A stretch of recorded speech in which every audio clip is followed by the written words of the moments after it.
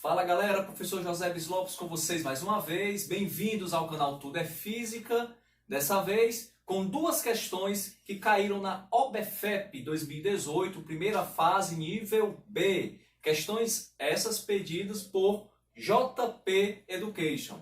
Então, estão aqui as questões. Obrigado JP Education por ter participado. E se você também quiser que eu faça alguma questão de alguma Olimpíada, de algum vestibular, você pode comentar, deixar aí registrado e na medida do possível eu irei fazer essa questão, ok? Então obrigado mais uma vez ao JP Education. Vamos para a questão número 16. São as questões 16 e 17, como eu já disse, nível B, primeira fase, OBFEP 2018. Questão 16. Para obter água mais gelada, Mariana colocou dentro do congelador 500 ml de água contidos em uma garrafa PET de 2,5 litros. A água estava inicialmente a 27 graus Celsius e o congelador localizava-se na parte superior da geladeira, sem rigoroso isolamento térmico e mecânico com o resto do interior do refrigerador.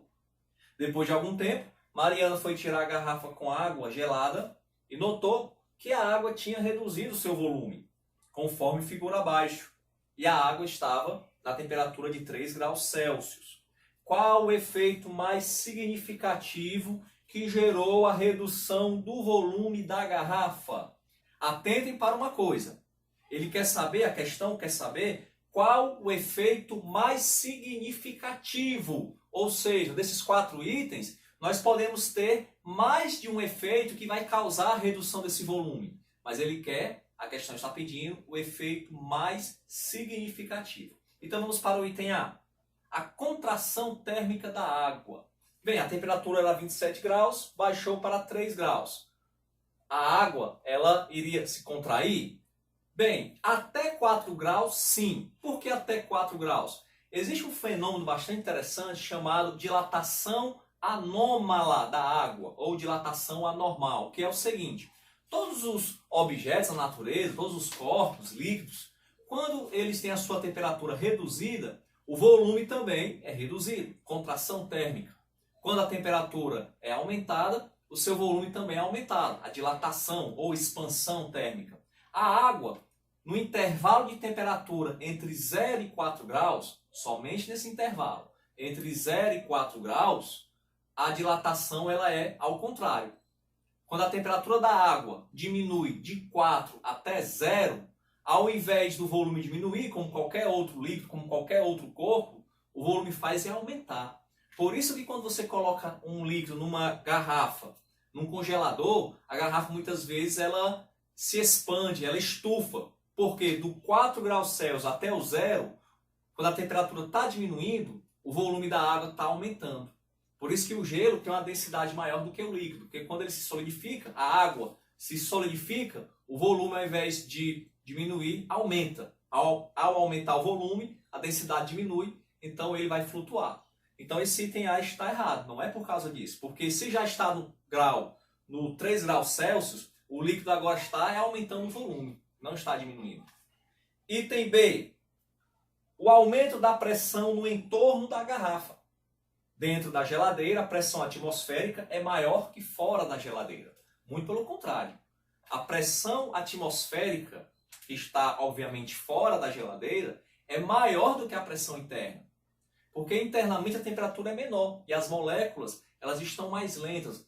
Vocês sabem que o ar, os corpos, os líquidos são formados por moléculas e essas moléculas estão em constante movimento. E quando você diminui a temperatura, ou seja, você retira calor dessas moléculas, elas ficam mais lentas e a tendência é se aglutinarem mais, ou seja, o volume diminuir. Então, na geladeira, internamente, a pressão é menor, não é maior. É interessante quando alguém já deve ter percebido isso, quando se compra um congelador, um freezer, uma geladeira, o lacre está bem novo, quando você fecha a porta da geladeira e você já quer abrir novamente, você não consegue. Ela está lacrada. Por quê? Porque a pressão interna é menor. A pressão externa, como é maior, ela prende aquela porta, ela empurra a porta para que ela continue fechada. Só depois de um tempo, como o lacre não é perfeito, porque se o lacre fosse perfeito, você jamais poderia abrir aquela porta. Mas aos poucos a pressão vai aumentando, o ar quente vai entrando na geladeira, porque o lacre não é perfeito, e acaba que é possível, depois de um tempo, abrir a geladeira. Então, a pressão externa é maior do que a pressão interna. Então, o item B também está errado. Item C. A condensação do vapor de água que estava no ar dentro da garrafa. Bem, pode até ser que quando colocou-se a garrafa no freezer, no congelador, tivesse ali vapor de água e que esse vapor condensou, ou seja, virou líquido. Só que nós vimos que esse líquido, quando a temperatura diminui de 4 graus, ao invés de ele contrair, ele vai dilatar, devido à dilatação anômala da água. Então esse efeito ele não é tão significativo para esse fenômeno quanto o item D, que é o seguinte: a compressão do ar que está dentro da garrafa. Por que que o ar vai sofrer uma compressão? Porque a temperatura vai diminuir e temperatura e volume são grandezas inversamente proporcionais. Quanto menor a temperatura, são grandezas diretamente proporcionais, melhor dizendo. Quando a temperatura diminui, o volume também diminui. Como eu falei anteriormente, as moléculas de um gás, elas estão em constante movimento. Quanto maior a temperatura delas, maior a velocidade delas, maior a energia interna.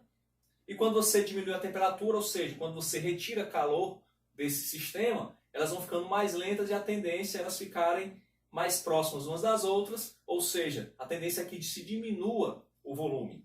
Então o item correto dessa questão 16 é o item D. É devido à compressão do ar que estava dentro da garrafa. Vamos para a questão 17. Se considerarmos que o ar no interior da garrafa da questão anterior iniciou com 1 vezes 10 elevado a 5 Pascal e sofreu uma transformação isobárica durante seu resfriamento, de quanto foi o módulo do trabalho realizado pelo ar no interior da garrafa? Então vamos aqui, para nós calcularmos esse trabalho, como é uma transformação isobárica, você pode usar a seguinte fórmula: trabalho é igual a pressão vezes variação do volume. A pressão, a questão já disse, que é 1 vezes 10 elevado a 5 Pascal. E a variação do volume? É o volume final menos o volume inicial do gás. Ora, cuidado aqui, a questão diz que o volume da garrafa é 2,5 litros. E o volume de água que é colocado é 500 ml, ou seja, meio litro. Então, qual seria o volume de ar? 2,5 litros da garrafa, menos o meio litro de água, 500 ml, meio litro. Então, nós temos inicialmente 2 litros de ar. Só que aqui eu tenho que trabalhar com as unidades de medida do sistema internacional. Como é que eu estou trabalhando com Pascal na pressão, o volume tem que estar em metro cúbico. 2 litros são quantos metros cúbicos? Você tem que lembrar que 1 litro, aliás, 1 metro cúbico é igual a 1000 litros. Então, 1 litro é 1 milésimo de metro cúbico, ou seja, 10 elevado a menos 3 metros cúbicos. Sendo assim, se 1 litro é 10 a menos 3 metros cúbicos, 2 litros, 2 vezes 10 a menos 3 metros cúbicos. Bem, esse é o volume inicial. E o volume final? Que para eu calcular a variação do volume, eu preciso do volume final. Após o resfriamento do ar. Eu vou usar então a equação geral dos gases. P1, V1, T1, P2, V2, T2. São as 3 variáveis de estado do gás. A questão diz que é uma transformação isobárica. Então as pressões inicial e final são iguais, posso cancelar. O volume inicial, V1, é 2 vezes 10 a menos 3. A temperatura inicial tem que ser tudo em Kelvin, hein? Lembre-se, a questão informa que 0 graus Celsius equivale a 273 Kelvin. Então, Temperatura inicial, a questão diz que é 27. Então eu tenho que somar. 27 mais 273 dá 300 Kelvin. Para você transformar a temperatura Celsius em Kelvin, basta você somar 273. Então 27 graus Celsius, 300 Kelvin. E a temperatura final, 3 graus Celsius. 3 mais 273, 276. Então vamos aqui. 300 vezes V2 igual 2 vezes 276. 12 vai 1, 14, 15 vai 1, 12 vai 1, 14. Temos 552. O volume vai ser 552 dividido, tem aqui o 10 a menos 3 ainda, tá?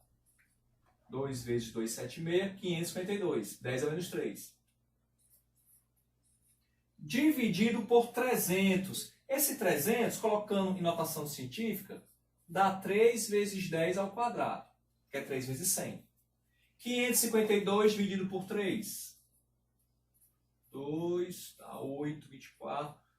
Dá 184. 10 a menos 3 dividido por 10 ao quadrado, repete o 10. Menos 3, menos 2. Subtrai os expoentes. Menos 5. Então, o volume final será, trazendo duas casas para a esquerda, colocando em notação científica, duas casas para a esquerda, eu adiciono 2 aqui no menos 5, fica menos 3 metros cúbicos. Então eu tenho aqui a volume inicial e aqui o volume final. Agora eu já estou pronto para jogar aqui na fórmula do trabalho. 10 elevado a 5, o 1 é neutro. Volume final, 1,84, 10 a menos 3, menos volume inicial, 2 vezes 10 a menos 3.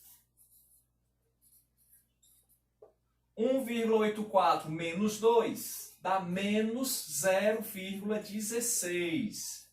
Repete o 10 a menos 3.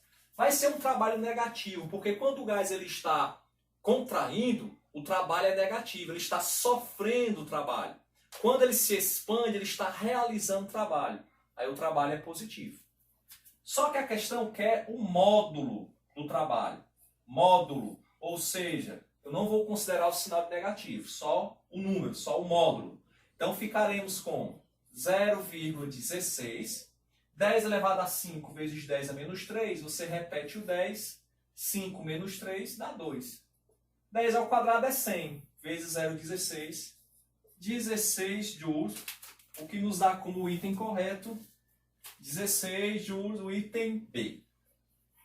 Valeu? Então agradeço a vocês que assistiram esse vídeo, espero que vocês tenham gostado.